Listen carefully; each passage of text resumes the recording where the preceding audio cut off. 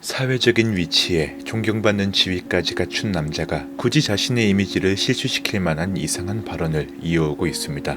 2016년 미국 대선에까지 출마했던 오늘의 주인공은 장장 16년이 넘도록 자신이 미국 정부가 은폐해온 극비 프로젝트에 참여자였다고 주장하고 있는데요. 이 프로젝트는 머나먼 과거 혹은 미래와 같은 역사적 현장으로의 타임워프에서부터 이웃나라의 도시 혹은 화성으로까지 향하는 텔레포트에 이르기까지 뿐만 아니라 실존하는 외계인과의 교류를 포함해 상당히 포괄적인 내용들을 담고 있었으니 사실상 믿기지는 않으면서도 허풍이라기엔 너무나도 그럴듯한 이번 이야기의 주인공. 오늘은 미국의 변호사이자 대통령 출마자 겸 자신이 극비 시공간 여행 프로젝트에 참가자였다고 주장한 앤드류 바시아고와 그가 참여했다고 주장한 페가서스 프로젝트에 대해 알아보았습니다. 정말 많이 조사했고 그만큼 알아보면서 상당히 의아했던 오늘의 이야기.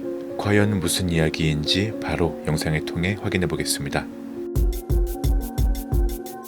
2004년 워싱턴주 밴쿠버의 변호사 앤드류 바시아고는 하나의 충격적인 사실을 폭로합니다. 바로 자신이 불과 7살의 나이에 미국의 비밀 프로그램인 프로젝트 페가수스에 참여하여 40년도 더 전으로 수차례에 걸쳐 시간여행을 했었다는 건데요. 미국 국방부 첨단 연구 프로젝트국 다르파와 CIA에 의해 진행된 이 프로젝트는 미국 최고의 과학자들이 모여 진행한 극비 프로젝트로 해당 타임머신은 막대한 양의 현금과 더불어 아인슈타인의 특수상대성 이론을 보완하여 만들어졌다고 하며 초기에는 전직 대통령에게의 연락과 더불어 외계인과의 관계를 유지하기 위해 화성에 텔레포트하는 용도로 사용되었다고 하는데요. 사실 여기까지만 해도 이게 무슨 헛소리일까 했었는데 내용을 알아보다 보면 그 내용이 조금씩 의아해지기 시작합니다. 이 프로젝트는 앤드류 바시아고 이전에 웜을 기술을 갖춘 그의 아버지가 연구자로서 먼저 참여했으며 그의 아버지는 1968년 당시 워싱턴주 밴쿠버에서의 페가수스 프로젝트 참여자로서 일하게 되었다고 하는데요. 웜홀은 시공간을 왜곡하는 이론 물리학 기술로 순식간에 먼 거리를 이동하거나 시간의 틀 자체를 뒤흔들 수 있다고 주장하였으니 팔각형 비스무트 크리스탈 베어를 통해 전자기 신호를 구동하고 과거 또는 미래 시점의 홀로그램을 생성함으로써 차원의 이동이 가능해지는데 여기서 순간이동자는 수십 번에 걸쳐 앞, 뒤, 옆으로 순간이동하는 모습을 보인다고 합니다. 그는 이 사실에 대해 수백 가지에 이르는 내용으로 증명할 수 있다고 호언장담하는데요. 바시아고는 자신의 시간여행은 최근이 아닌 자신의 어린 시절에 이루어졌고 아버지가 참여한 것에서 1년 후인 1969년의 가을에 7세의 나이로 프로그램에 공식적으로 입학하였다고 합니다. 당시 참여자는 자신과 아버지를 포함해 성인 60명, 어린이 140명 등 총 200명에 이르렀다고 하는데요. 그는 프로그램에 참여하는 동안 8가지 형태의 다른 시간여행 기술을 경험했으며 그 중에서도 1943년 1월 사망한 선구적 기계 엔지니어 니콜라 테슬라의 뉴욕 아파트에서의 텔레포터가 그의 순간이동에서 가장 핵심적인 장치였다고 합니다. 해당 기계는 약 8피트 높이에 10피트 간격으로 분리된 2개의 회색 타원형 봉으로 이루어져 있으며 그 사이로는 테슬라가 복사에너지라고 부르는 반짝이는 커튼 형태의 에너지가 방출된다고 했죠. 여기에서 나오는 방사능 에너지는 시간 공간을 구부릴 수 있는 용량을 품은 형태라고 말했으며 프로젝트 참가자가 이 복사 에너지 창을 통해 소용돌이 터널로 뛰어든 후 터널이 닫히고 나면 금세 목적지에 도착하는 형태였다고 하는데요. 그는 당시를 회상하길 우주가 자신을 둘러싸고 있기 때문에 사람이 빠른 속도로 움직이거나 혹은 반대로 전혀 움직이지 않는 것처럼 느껴지기도 했다고 했었고 이후 허핑턴 포스트와의 인터뷰를 통해 말하길 정부 및 연구진은 어른들과 함께 아이들을 훈련시켰으며 시간여행의 정신적, 육체적 영향을 테스트했고 어린이들은 과거, 현재, 미래 사이를 이동하는 과정에서 적응 능력이 성인보다 뛰어났다라고 자세한 배경을 이야기합니다. 이 비과학적인 주장의 끝에는 화성을 정복한 인류와의 만남뿐만 아니라 당시 훈련받던 학생들 가운데 어린 시절의 버락 오바마와 만나기도 했었고 훗날 1980년대 초기 CIA 화성 방문 프로그램에 소속된 오바마의 기록을 증거로 삼아 해당 주장을 이어갔습니다. 오바마가 과거 화성이동 훈련반에 등록되어 있었다는 것이죠.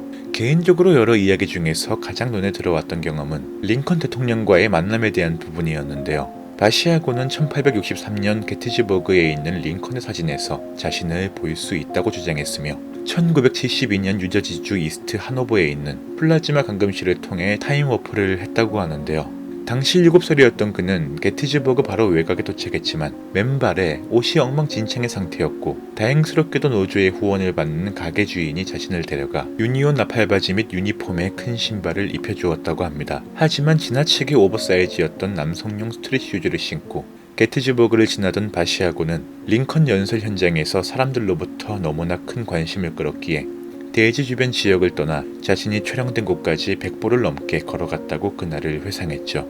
바시아고는 링컨이 암살된 날 밤 포드 극장을 무려 6차례 가까이 방문했는데 안타깝게도 직접 암살 장면을 목격하지는 못했다고 합니다. 다만 극장 근처에 있던 당시 그가 총에 맞고서 군중들로부터 큰 소동이 일어나는 것은 볼 수 있었다고 진술했죠. 그는 대체 현실인 과거로의 순간이동이 누적되기 시작하면서 2차례에 걸쳐 자신을 목격한 경험 또한 이야기했는데요. 1865년의 시기로 역행한 자신과 같은 장소로 보내진 다른 출발점에서의 자신은 동시에 포드 극장에서 마주치게 되었으니 자신과 2차례나 마주하는 과정에서 그는 자신의 신원을 입증할 증거를 잃게 될까봐 상당히 긴장했다고 합니다. 게티즈버그로 전파할 당시에는 혹여 자신이 체포될 경우를 대비해 당시의 해군 장관이었던 기디언 웰레스에게 보여줄 정부 측에서 준비한 편지를 지니고 있었던 것에 반해 포드 극장으로 갈 때는 아무런 증거도 없는 맨몸이었기 때문이었다고 하죠. 결과적으로 바시아고는 이날 찍은 사진이 그의 시간여행을 증명하는 유일무이한 시각적 증거이며 실제로 이 사진은 링컨 대통령이 연설한 날 게티즈버그에서 보여준 유일한 사진이라고 말했죠. 그렇다면 가는 건 테슬라 뉴욕 아파트에 텔레포트를 통해서 갔다고 하고 과연 돌아오는 방법은 어떠했을까요? 바시아고는 시간 여행과 마찬가지로 일종의 홀로그램 기술을 사용하면 물리적으로나 가상으로나 이동이 가능하다고 말합니다. 15분가량 홀로그램에 머무른 후에 이 홀로그램은 무너지기 시작하며 약 60초 동안 충전된 입자 필드에서 다시 현 시점으로 돌아오게 된다는 것이죠. 사실 문도리는 아무리 읽어봐도 무슨 말인지 잘 못 알아듣긴 했습니다. 해석은 위대한 이과생님들께서 해주시겠죠. 그는 자신의 시간여행 경험에 대해 말하길 스타트렉 시리즈에서 레이징 형식의 순간이동이 모두 잘못된 것임을 보여준다고 말하며 사실 당신이 스타트렉의 텔레포트 방식인 양자 텔레포트를 통해 도착했다면 이미 당신은 죽은 사람이 되었을 것이다 라고 주장합니다. 시간여행은 마치 어린아이가 비눗방울을 날리는 것처럼 시공간으로의 터널이 열렸고 그 공간이 닫히자 지구 표면에 있는 다른 시공간에 위치해 있었다라고 얘기했죠. 하지만 해외에서는 이런 바시아고에 대해 사이코패스적인 거짓말쟁이거나 미치광이거나 혹은 지구에서 가장 빨리 생각하는 공상과학 소설 작가일 것이라고 비유하는 등 상당히 싸늘한 반응 또한 많습니다. 하지만 그럼에도 바시아고는 자신의 직업적인 명예를 실추시키면서까지 시간여행이 공상과학 소설이 아니라고 주장하고 있는데요.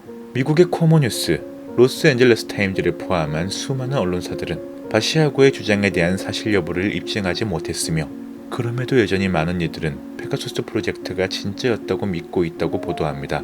그 대표적인 인물로 외계 정치 또는 지구상의 외계 존재를 둘러싼 정치적 함의를 전문으로 하는 변호사이자 또 다른 페가수스 프로젝트의 관련자인 알프레드 위브레 또한 바시아고에 대해 강력히 지지하고 있으며 위브레는 순간이동과 시간여행이 장장 40년간 이루어졌던 것에 반해 현재는 주로 먼 거리의 상품과 서비스를 전송하는 데 사용되고 있으며 국방부에 의해 통제되고 있다고 말합니다.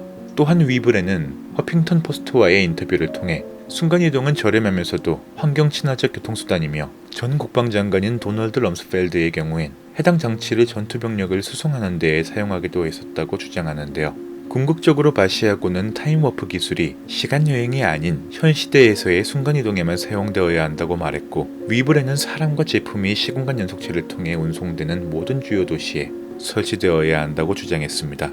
여기에서 의구심이 드는 부분, 과연 이게 안전은 한 걸까? 물론 여기에는 위험 또한 존재하였으니 바시아고는 소용돌이 시간 터널을 통과하는 동안 극심한 난기류를 만난 것을 떠올렸고 위브레는 페가수스 프로젝트에서 한 어린이가 텔레포트 도착 예정지였던 다리보다 앞선 지점에 떨어지게 되면서 잘못 추락하여 고통에 몸부림치는 것을 목격했다고 합니다.